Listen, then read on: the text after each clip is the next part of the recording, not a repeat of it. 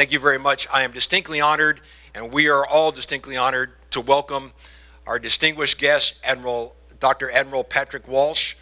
Admiral Walsh is a former commander of the Pacific Fleet, which means he lived in Admiral Nimitz's home in Hawaii, overlooking Pearl Harbor.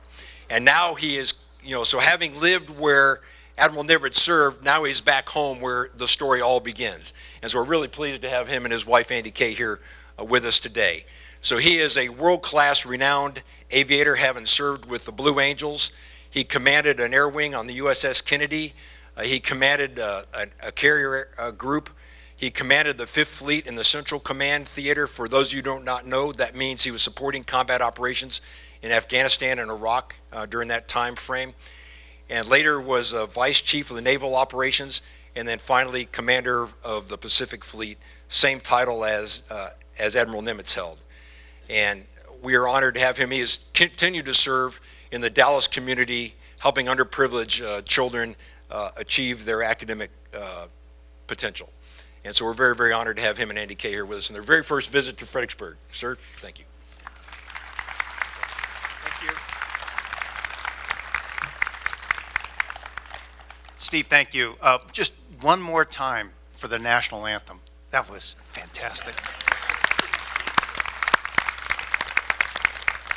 Well, it's terrific to be here, and I want to thank the National Museum of the Pacific War and Admiral Nimitz Foundation for this opportunity today, because it gives me a chance to recognize the veteran community, as well as a chance to connect with colleagues who work tirelessly to preserve not only the artifacts of history, but to discern and then share the true lessons from it.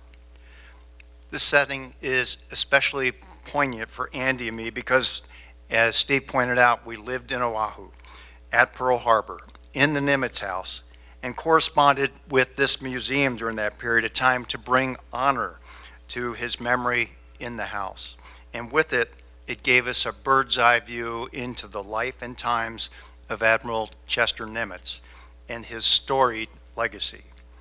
By every historical account, Admiral Nimitz was a truly remarkable man.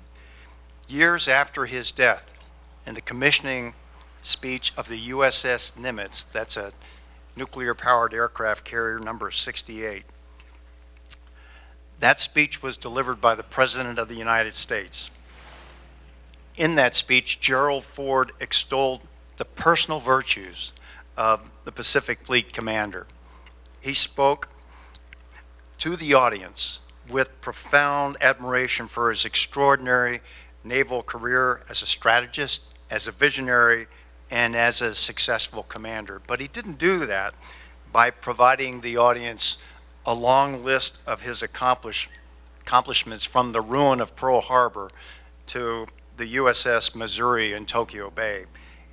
What he did instead was he talked about Chester Nimitz from the inside out by describing Nimitz's remarkable character, his remarkable integrity, and his remarkable honesty. The 38th president said, of all the great commanders in World War II, Admiral Nimitz was the one who was the most self-effacing, and certainly one of the most effective. He possessed great stamina. He felt no need to strut or to shout. He was born in simple surroundings at the poverty level. He spent his whole life training to serve his country, and when he was needed, he was prepared. He learned by his mistakes and was tolerant of others, but he was always, always, always in command. In closing, President Ford said, Nimitz's personal philosophy has long been a personal inspiration to me. His fundamental honesty and integrity enabled him to keep a steady course to his ultimate objective without yielding to the tremendous pressures from all of his responsibilities. In his own words, President Ford said, looking back at a period on my own life, one of the things that I am proudest to say is that I served under Admiral Nimitz in the Pacific. Nimitz carried those same personal qualities back to Washington when he became the Chief of Naval Operations. Noted American author and philosopher and lecturer Jacob Needleman, in his seminal work, The American Soul, reminds us that great ideas begin with an ache, and Admiral Nimitz had many great ideas. The Navy Flight Demonstration Squadron, otherwise known as the Blue Angels, will soon begin preparations to celebrate their 80th anniversary. It was an idea born, instantiated, and supported in the Chief of Naval Operations, Admiral Chester Nimitz, when the nation was in the midst of a massive downsizing of ships, aircraft, and submarines, where we demobilized more than 3 million people, sailors, from 3 million down to 484,000 in that period immediately after the war. After following this very long shadow of Admiral Chester Nimitz, I would suggest the reason why it's important to memorialize the role of naval aviation with a demonstration team immediately after the war was not simply to ensure a fair share of resources or manpower or future defense budgets in a competitive environment among the services. Rather, I think the Chief of Naval Operations wanted to capture the creative genius, the aviation moxie, and the indomitable spirit of this fighting force and put the demonstration of naval aviation in front of the American public so we never forget what we as a people can do against insurmountable odds. A few weeks ago, we replayed a scene very familiar to veterans and their families, reminding us of a time when we faced insurmountable odds. The memorials, the annual rituals, and the remembrances that become all too common for those of us who are now older but cannot forget the harrowing days that followed 9/11/2001. Public ceremonies in New York, Pennsylvania, and Washington, D.C. were on hallowed grounds, where audiences pause, reflect, and recognize the names of thousands of lives cut short tragically and brutally on September 11, 2001.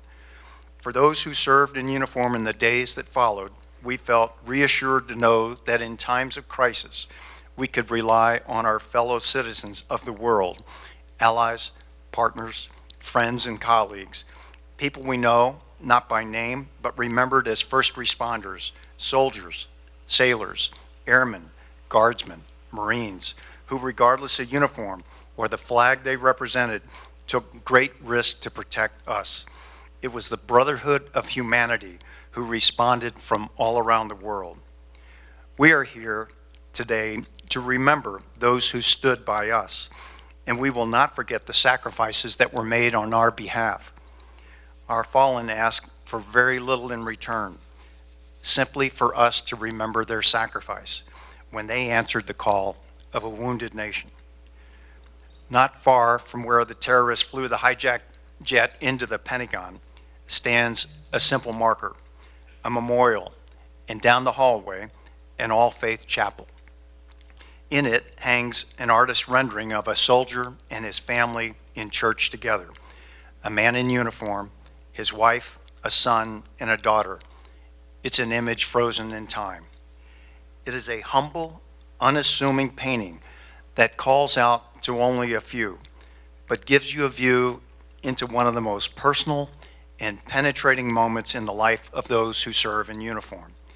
This one painting captures all the emotion that we feel, all the trepidation and fear that we sense, and all the courage that we know that we must summon to carry out our duty, our obligations, and all of our responsibilities. At the centerpiece is a narrow beam of sunlight. It penetrates the stained glass of the chapel, and it illuminates a father who stands and a family who kneels. With his shoulders back, chest out, knees locked, and eyes fixed at the foot of the cross, the soldier stands at rigid attention before the altar of the Lord. Inscribed below the painting is a quotation from Isaiah chapter 6, verse 8. Then I heard the voice of the Lord saying, "Whom shall I send? Who will go for us?" And a lone voice said, "Here I am, Lord, send me." Our story, our history in the armed forces is all about how one generation prepares the next for leadership. we have an often unspoken but expected responsibility to prepare those who follow us for the intense, awesome responsibility of taking care of each other. Sometimes, in our day-to-day routine, it's easy to lose track of time, and with it, the sense of purpose and commitment to those first principles that we really value. Occasionally, someone or something serves to provide perspective and reminds us of what matters and what is truly important in our lives. When I was a member of the Navy Flight Demonstration Team, the Blue Angels, I visited a veterans hospital as part of an ongoing public service commitment the team makes to every community that it visits. Typically, we attend in uniform. I remember vividly, as a young lieutenant, the long walk up the staircase from the lower parking lot of the old red brick building. When I reached the top of the terrace, yellow tape and handmade signs steered me away from the main entrance, blocked from view by a painter's tarp covering renovations that appeared to be taking place for several years. A series of makeshift signs pointed to an emergency exit door propped open with a toolbox. A nurse met me at the door and escorted me into the building. Together, we dodged the bare lighting that swung freely from the ceiling and sidestepped workers who used jackhammers to break up the concrete flooring as we made our way into the hospital. My guide brought me to another stairway that had several coats of drab-colored olive green paint on the iron lattice work that lined the railing. I grasped the rail with a sense of wonderment at the condition of the building and curiosity as the situation that I had gotten myself into as we worked our way to the second floor. The wooden floors creaked with each step of our small group as we walked down the hallway into a ward that had several patients sitting on beds waiting for our visit. There were 5 men.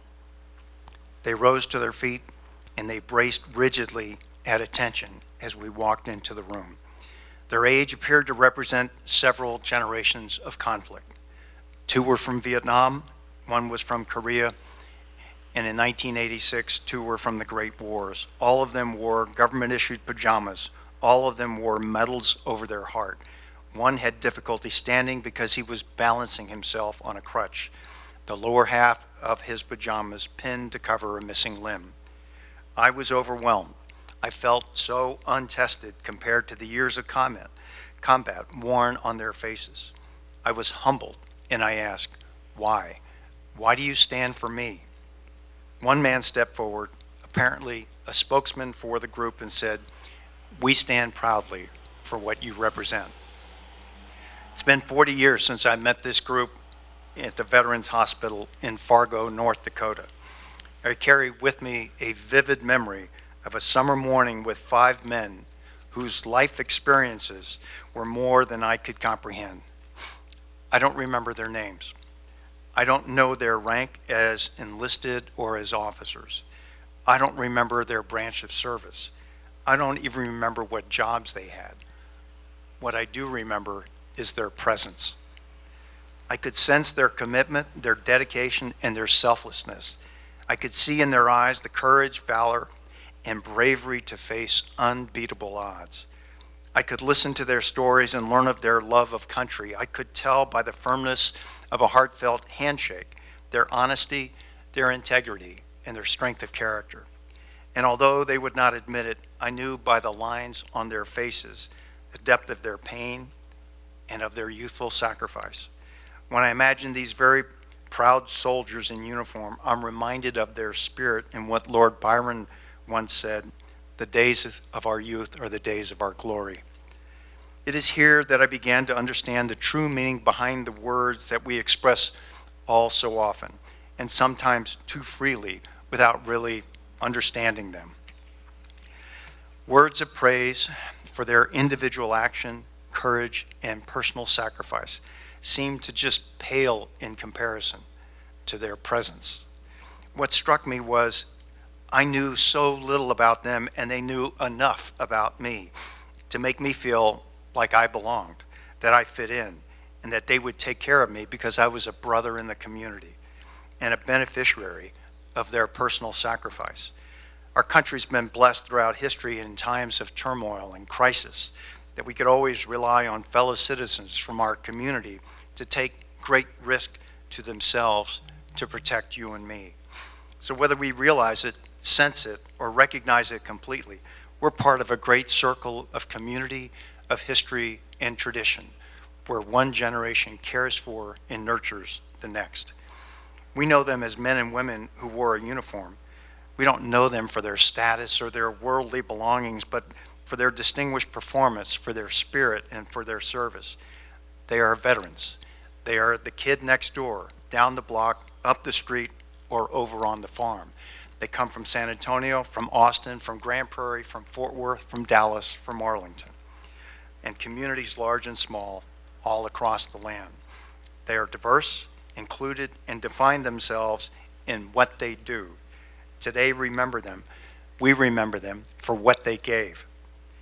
And their work is done under a simple motto with a very powerful message: E pluribus unum, from many, one. When I left Dallas to join the Navy, it was a time of political turmoil.